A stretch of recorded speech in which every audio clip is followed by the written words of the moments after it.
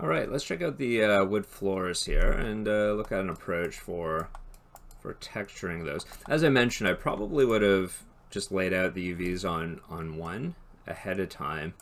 Probably don't need the bottom side of these, but that's okay. They're there. So what I'm going to do is find where these are. There they are there. So this group.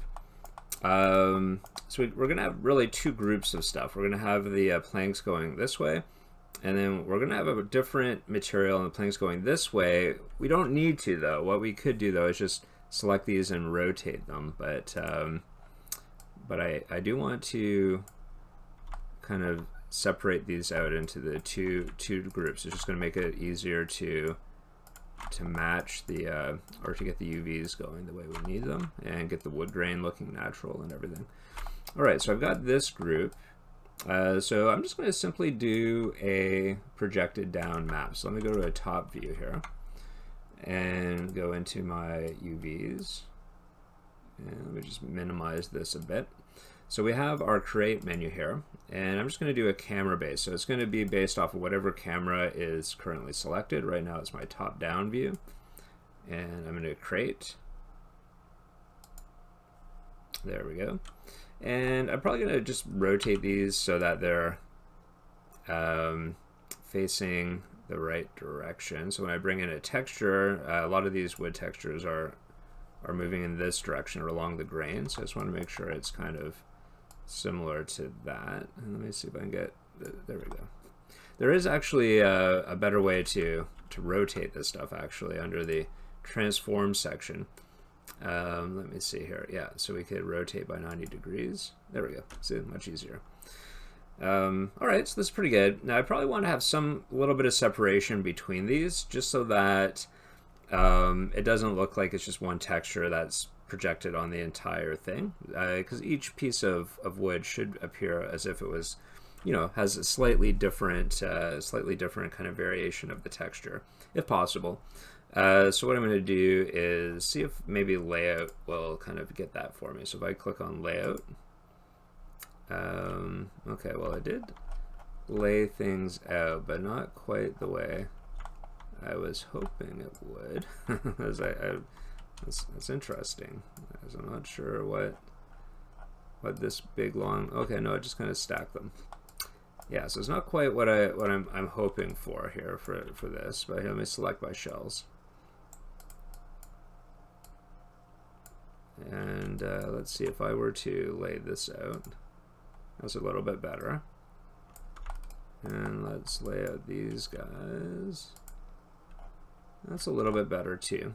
So we just want to make sure that if I'm looking at the checker pattern, that, you know, we're consistent in thickness, and I think that's looking fairly consistent. We just don't want some, you know, some being a little bit thinner, smaller, or larger, just so that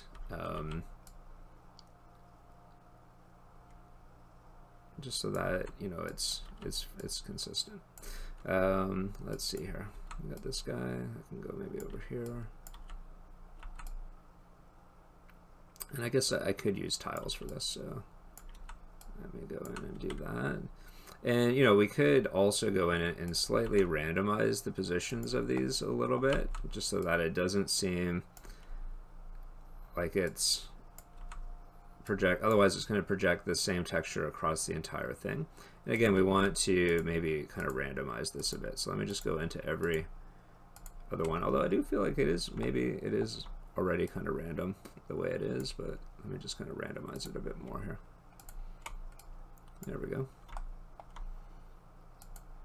Let's see, I think, yeah, these are all random, so that's good. So it should be okay. All right, so that's one. So let me just move these over by 2, and then we'll do the other one. Again, we just want to make sure that these are relatively consistent in terms of checker patterns. So let's move you over. So I can just go back here and move you over 2 tiles. There we go. And let's do this guy over here. So what I'm going to do is just go into here There we are. And make sure I'm in object mode. Here, let me do this again.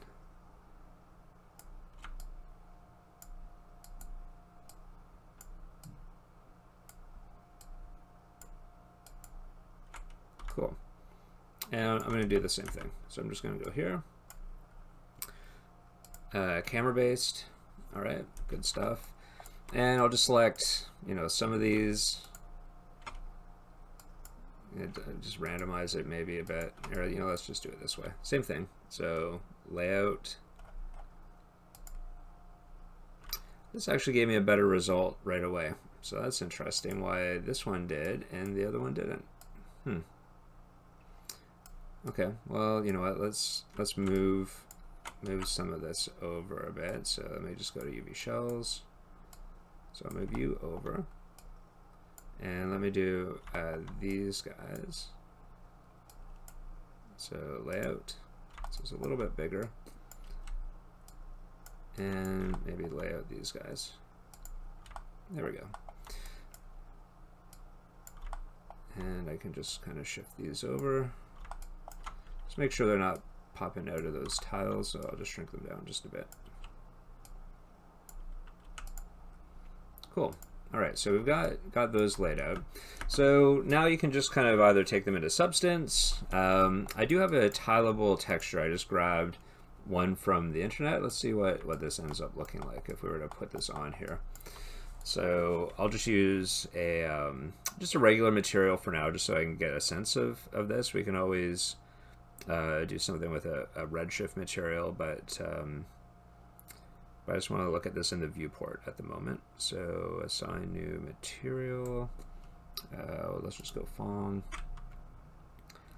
Call it wood material, and I'll just apply it to everything. So where are you? Wood material, there you are. And let's go in and, you know, we should probably delete history and stuff too. There you are. So I did save this off to, I think my local scenes file. Yeah, I should have put that in source images, but I'm actually using this for a bunch of things. Cool. That looks pretty good. Done.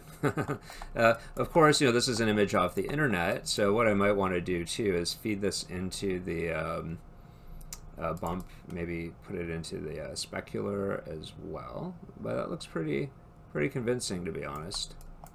I don't think you really have to go too much beyond that. But again, we could take the exact same material. So if I were to open up my Hypershade, here we are. And let's see here, I'll just create a bump node.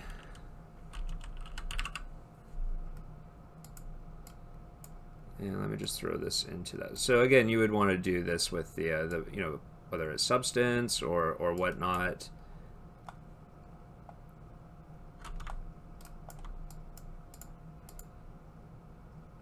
Let me see here. So I want to out color.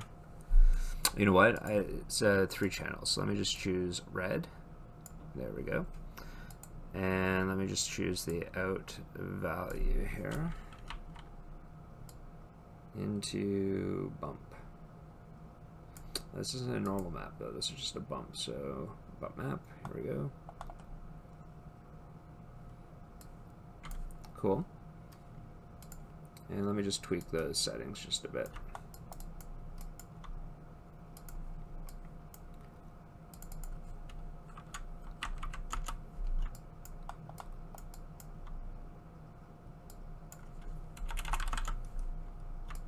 Cool. So now there's just a little bit of a grain to it. You know, in the viewport, it's going to look kind of crappy, and it really depends on the resolution of the image. Let me just go a little bit lower. It probably doesn't need to be that low in the actual render, though. Cool. All right, so that works pretty good. So there you go. That was faster than I thought. Okay, cheers. Let me know how it goes. Okay.